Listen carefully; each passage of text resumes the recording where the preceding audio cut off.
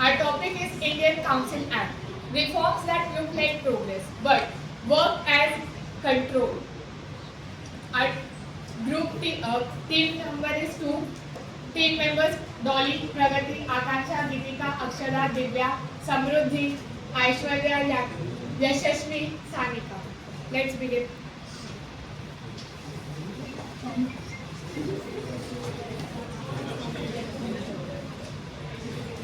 Good afternoon, everyone. Imagine ruling a country like India, rich in resources, rich in culture, powerful in people, yet being afraid to give them even a voice to stand up. Today, we are not just representing acts, we are uncovering a strategy where power was never truly given, it was only shown. So today, let's find out whether Indians were given actual representation or just a mere illusion of representation. This is what we will look and explore today. So let's begin. Let's go back to the 19th century. Order. The British government have decided to introduce reforms in India. Reforms or control in disguise. We are giving Indians representation in government. Representation without power is meaningless. And that is where the Indian Council Acts begin. Now I would like to invite Samruddhi to take over the stage. The story begins in 1600 when the East India Company entered India, not as rulers but as traders. But trade soon turned into control. By 1765, with the grant of Diwani rights, they didn't just trade, they started ruling. Between 1773 to 1853, a series of charter acts tightened British authority. But then came a spark in 1857, a revolt of 1857. India witnessed its first massive uprising, a rebellion that shook the British Empire. The result, in 1858, power shifted directly to the crown under the Queen's Proclamation of 1858. Now, the British ruled India completely, but something had changed. Indians were no longer silent. By 1891 and 1892, the Indian Council Acts were introduced. Small reforms, but big signals of change. And in 1909, the Morley Winter reforms gave limited representation to Indians, though still under British control. But what caused this shift? In 18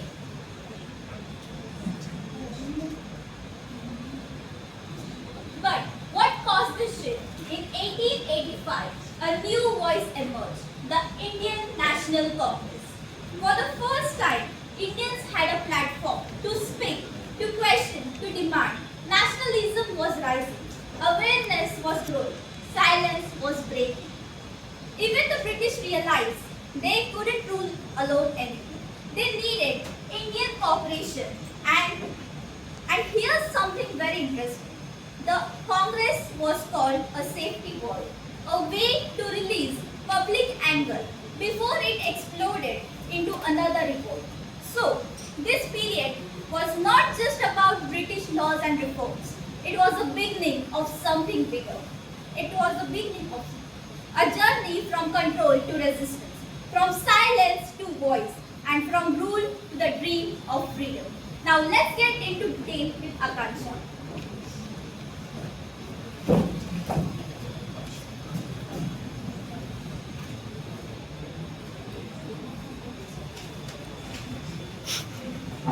Good afternoon, everyone. Today I am going to speak on Act 1891, its features and its limitations. So let's start with Act 1891. First step toward inclusion. Indians were included in governance for the first time. The Indian Council Act 1891 marked the first step towards inclusion by allowing Indians to be nominated as non-official members in Legislative Council. Beginning of Legislative Council. It introduced their participation in the law-making process, though only in an advisory capacity. This laid the foundation for future representation, governance in India, marked the start of the legislative institution in India. Portfolio system introduced. Recognize the portfolio system introduced by Lord Canning. Each member handled a specific department like modern ministry. And also, do you know, this act was passed after the revolt of 1857. Now, the features. Indians nominated to the council. Members were chosen by British. For the first time, Indians were nominated to legislative councils. The Governor General, like Lord Canning, could include Indians as non-official members. For example, Raja of Banaras and Maharaja Patiala. This was a token representation, not real political power. Now, the expansion of council. The Governor General's council was expanded for legislative purposes. Strength increased by adding 6 to 12 additional members. Similar councils were introduced in provinces like Bombay and Madras. This marked the beginning of legislative decentralization. Advisory role. Indians could only give suggestions. Councils had only advisory functions, not decision-making authority. The Governor General could override their opinions. No control over budget, administration, or executive actions. Indians had no voting power or real influence. Going to the limitations. Limitations. No elections. Members were nominated, not elected, which means British could nominate them, select them, but Indians had no right to speak. Indians had no say in choosing representatives. Representation was limited to loyal elites. No real legislative power. Indians could not make laws. Councils could only discuss laws, not enforce them. No control over budget or administration. No Governor General had absolute veto power, which means if they could choose any law, they could verify it or they could reject it. It was completely on them. Complete British control. Final decisions remained with British. British officials nominated all councils. Key decision remained with the Governor General and the Crown. Indians had only symbolic advisory role. And do you know this act is also called as token reform. Now over to Sanika. So now let's see Indian Council Act 1894. Did you know that the first step towards elected representation in India, not through direct democracy but through recommended and indirect election? The step was the Indian Council Act 1892, a small but significant reform that in the British constitutional history. तो आप imagine कीजिए कि आप एक कमरे में बंद हो, आप चिल्ला रहे हो और आपकी आवाज़ गूंज रही है, but there is no doors opens for you. That's the Indian Council Act 1892 India. That's how the India was there. And the Indian Council Act 1892 was passed on the British Parliament, passed on the June 20, 1892 and introduced by the Viceroy Lord Lansdowne. Now this act was passed mainly because of growing political pressures from Indian leaders, mainly in Indian National Congress.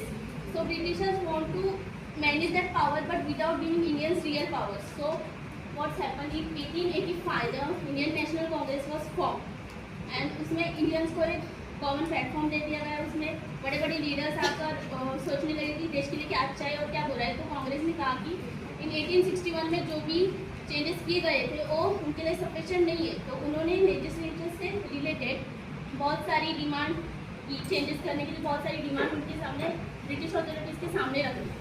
तो they also demand such thing that they also demanded Indian civil service exam should be held in India as well. Now the indirect elections. Have you ever wondered how the system of election started in India? The journey began not through direct voting but with recommendation. The Indian Council Act 1892 introduced the indirect elections, but members were recommended, not directly elected. This was the word elections come in Indian law, but without giving Indians to right to elect the people. Now they also increases the size of legislative council size the more at the central and provisional level. They also includes more Indians will be allowed. Now do you know that the term election was not officially used because Britishers did not want to give Indians the ideal real democratic power. So that's why instead of saying elections, they use like indirect method, recommendation and nomination. So now over to Yashasvi. Okay, so I have a question for you all. That if you imagine yourself as a Britisher, put yourself in their shoe, and if you know that people are wanting rights, representation, but if you will give them, you will allow them those rights, will it benefit you or them? What will be your take? Not in yes or no. As a Britisher, will you give Indians those powers which they want? That was what Britishers were doing.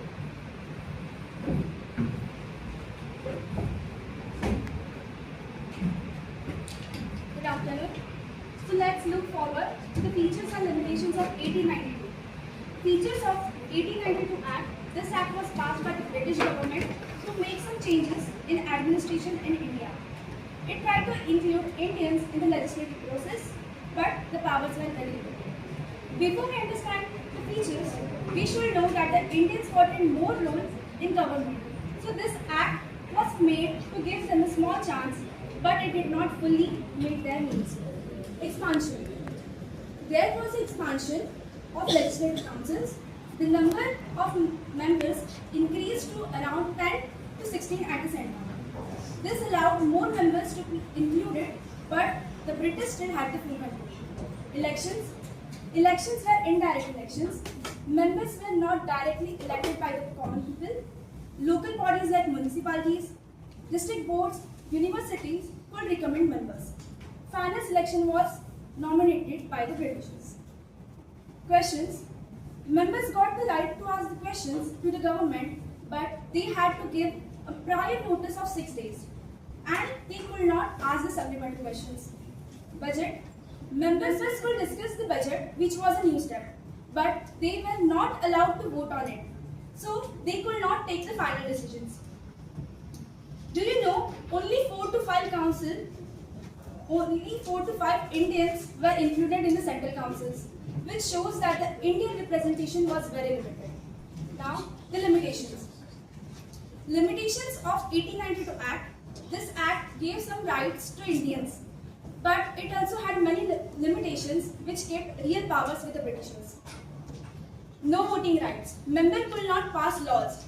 Members had no voting rights. They could not pass any laws, so they had no real powers in decision making. No amendments allowed. There were no amendments allowed. Members could not suggest any changes, so their role was very limited. Official majority. There was an official majority. This means British members always outnumbered Indians, so they could not control all decisions. No supplementary questions. There were no supplementary questions allowed. Members could not ask follow-up questions, which reduced their ability to question the government properly. Do you know the government will even refuse to answer the questions, which shows how limited the powers of Indians were. Over to Akshita. Thank you.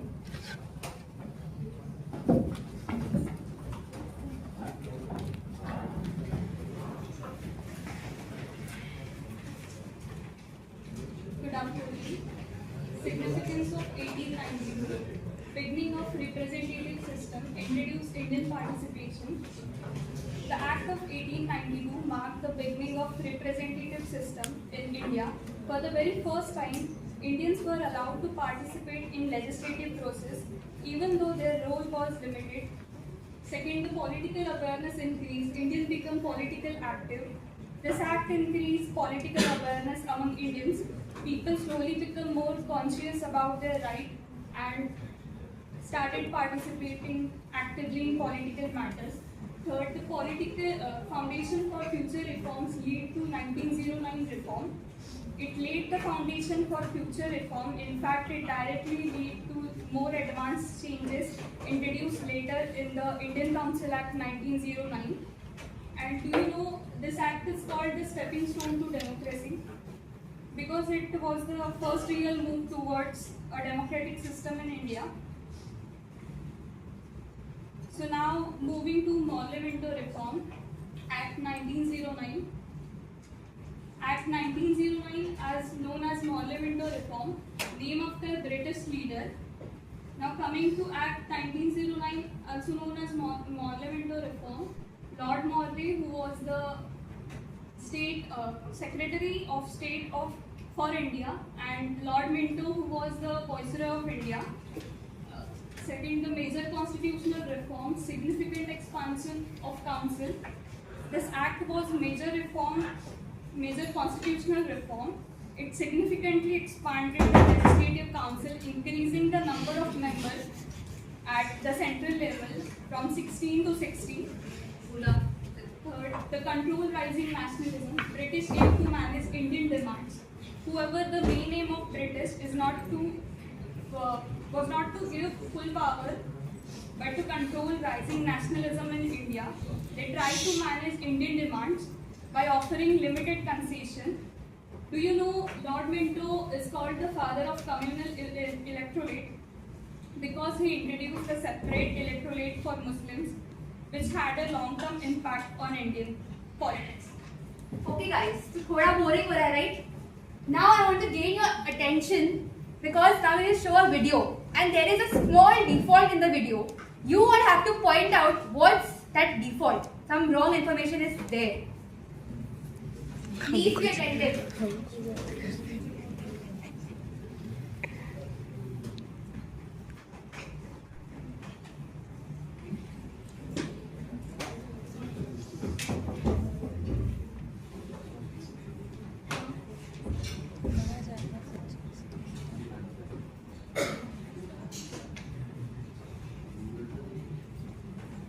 Now और Indian council act 1909 के provisions को आसानी से Please pay attention. Now और Indian council act 1909 के provisions को आसानी से रिलेट कर पाएंगे। तो चलिए स्टार्ट करते हैं। साल 1906 यानी इंडियन काउंसिल एक्ट 1909 से जस्ट 3 साल पहले दो इम्पोर्टेंट चीजें हुई। पहली ये कि ब्रिटेन में लिबरल पार्टी पावर में आ गई थी और इसी साल इंडिया में मुस्लिम लीग भी फॉर्म हुई थी। लिबरल पार्टी की Would anyone guess what was it? Any idea? Yes. It was Morley Minto, not Minto Morley. It was Morley Minto, and they have mentioned that Minto was state secretary. Yes. Morley was state secretary of India, and Minto was the viceroy during that time.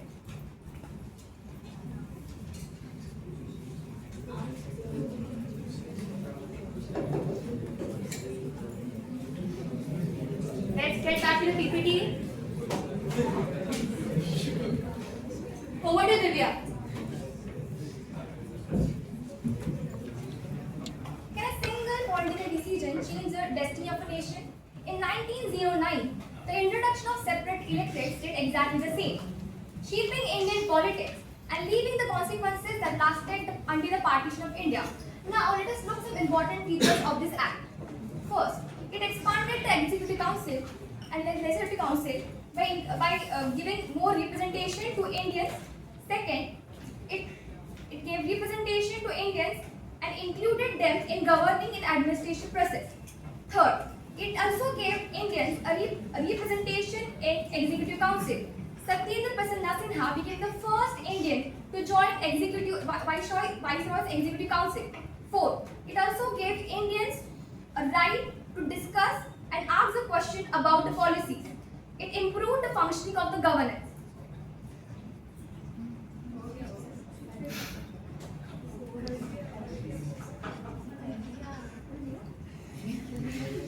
Now let us move to separate electorates. Separate electorates were some of the important features of this act. In this act, the Muslims were given the separate rights. First, the Muslims could elect only Muslim representatives.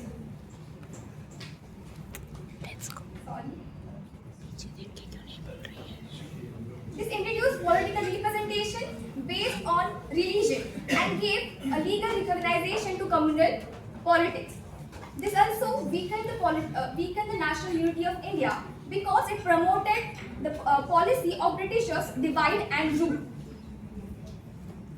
And over the time, this policy led to tensions that became one of the factors leading to partition of India. Now over to Geetika.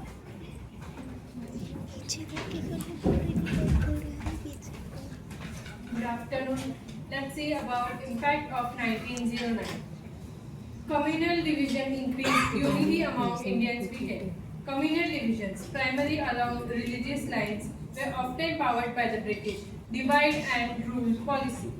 By highlighting differences and encouraging separate political identities, this strategy initially became the United Front against colonial rule, making it harder from Indians to maintain a cohesive nationalist movement. Next point, political participation increased, more Indians entered politics. Political participation in India has grown significantly as more citizens have moved beyond just voting to become active participants in election process. This change is visible through a record-breaking number of candidates. British control continued, real power still not transferred. The phrase British control of the continent with real power still not transferred typically refers to the dominant period in India. The period August 15, 1947 to Jan 26, 1950, or the limited constitutional reforms proceeding act. Now over to Dolly.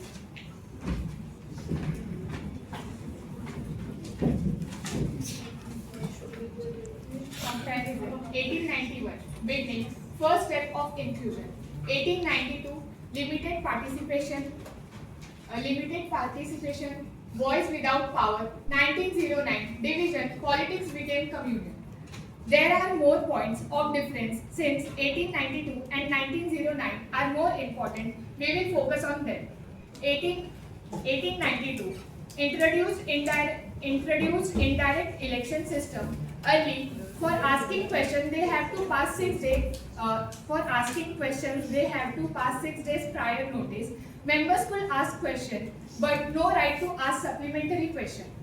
Answering such questions were in the direction of Britishers. No control over budget, only discussion allowed. Increased number of Indian members, but still very limited power. Earlier, only Indian 10 to 16 were given opportunities. British kept full control over decision making. 1909, introduced separate election for Muslims. First time Indians were included in Viceroy Elective Council. Increased size of Legislative Council significance. Members could now discuss budget and move resolution, where supplementary questions can be asked, and Britishers had given reasons for not answering them. Still, no real power. British officials had majority and vote power. Now, members number increased from 16 to 60. Policy of divide and rule became stronger, led to communal politics and political divisions. In short, 1892, beginning of participation. 1909, expansion but division. 1892, no election. 1909, limited election introduced. 1892, no political power. 1909, slight increase but controlled. 1892, unity phase. 1909, communal division begins. Do you know? 1909 permanently changed Indian politics. These reforms were designed more to control than to empower Indians. British reforms were often used to control desertification. Over to Aishwarya. Okay, so now let's check your attention. She has raised so many points of difference between 1891, 1892 and 1909. Some of you can point out at least 3 points of difference which you remember till now? 16 to 60. Increase Yes, participation. very good. Then resolution rights about bill budget. Very good. And third? Right to ask questions. Very good. That means you are paying attention. Thank you guys. Over to Aishwarya.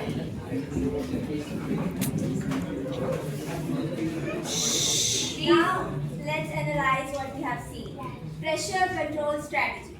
First, pressure. British reforms were not voluntary. They were introduced due to growing pressures from Indians.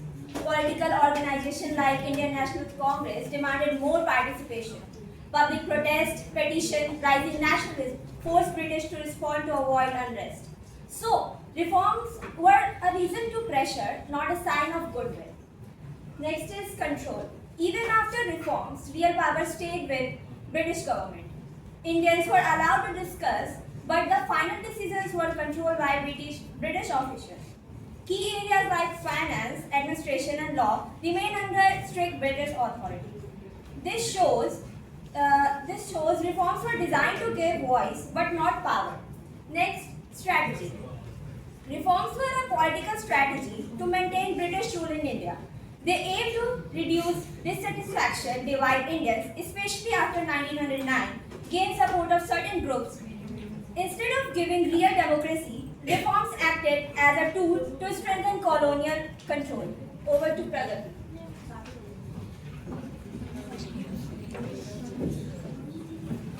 Breaking news, breaking news, breaking news. This you can see is a newspaper which was published during 1900s. British government have passed new reforms in India. On your left hand side, reforms announced through legislative councils expanded. That means in 1992, from 10 to 16 members, it was changed to 16 to 20 members. But it was just on a pretext. They were just fooling Indians. On reality, there was nothing given to Indians. In their hands, there were no powers, no rights, nothing. Second, Indian representation increased. More Indians included in Legislative Council and Executive Council. One of my friends have mentioned that the first Indian to be present in Executive Council was Satyendra P. Sinha. But again, this was on a false pretext. Nothing was in the hands of Indians. Third, the right to ask questions. Members can ask questions on administration. Earlier in 1892, they were given right, but they had to publish a 6-day notice prior, and no supplementary questions could be asked. And the answer for those questions were on the discretion of British. They would answer, they would not. There were no reasons given. But later on in 1909, during Monte Minto reforms, this was increased. Yes, to an extent, they were given rights to ask supplementary questions, but again, a proper answer was not given. Separate electorates introduced. Muslims were elect their representation separately. They were given rights, Muslims were given rights to make a separate electorate, which later on was a reason for divide and rule policy. India was divided into East and West India, and then came later on Bangladesh. And even now, their seats or divide and rule, we can see Muslims and Indians are still divided. Pakistan and India was, so on and so forth. On my right hand side, ground reality. No real power was given. Legislative councils have no final say. Real power remains with the British officials. ये वही बात थी कि दिखा रहे थे कि हाँ तुम्हारे पास सब कुछ है, पर रियलिटी में उनके पास कुछ भी नहीं था. Official majority, official members still outcome non-official Indian members. That means the majority, the more power was in the hands of Britishers, and Indians were minority. No control over budget. Indians can discuss budget but cannot vote to, or to amend it. So they were given right to give suggestions or their views on the budget, but there was no voting rights. Veto power was in the hand of Britishers. Divide and rule policy, separate electorates create communal division among Indians, which we can see now also. What was the statement of British government? Reforms are a timely step towards Indian progress. They were saying that it was a progress, but in reality, it was just control.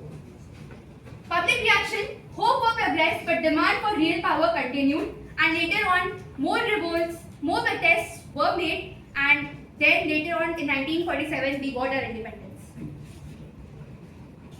To conclude, gradual reforms, change was slow and controlled. Yes, there were changes from 1891, then 1892, then 1909. There were changes, they were given rights, but overall, it was just a show. Nothing was given in reality. British dominance, power remained within the hands of British. Political awakening, all these awakened are Indians. And why? One question should be that why were Britishers giving all these reforms? That was because of the political pressure which INC, Indian National Congress, and the major public of India were putting on them, that they want Swaraj. They want self-government, self-rule. But they could not give them directly. So they were using this on a false pretext. Do you know these reforms indirectly strengthened the freedom movement? By this, we have come to an end of our PPT presentation. I would like to call my friends in front of the stage.